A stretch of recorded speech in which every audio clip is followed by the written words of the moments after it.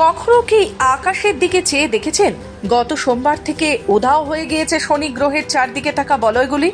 তবে এই ঘটনা একেবারে মহাজাগতিক ইতিহাসে অবশ্যই বিরল নয়। তাই বলয়গুলো মহাকাশে বিলীন হয়ে গিয়েছে ভেবে উদ্বিগ্ন হওয়ার কিছুই নেই।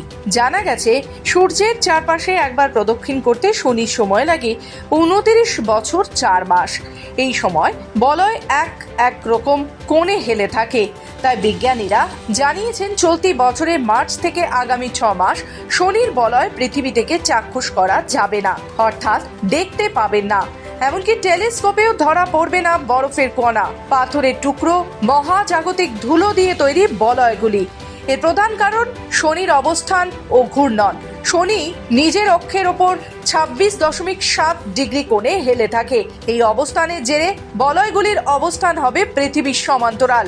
এই অবস্থানের কারণে ও শনির বলয়গুলো অত্যন্ত পাতলা হওয়ায় শনিকে ঘিরে থাকতে দেখা যাবে না সেগুলোকে। এই অবস্থান স্থায়ী হয় না।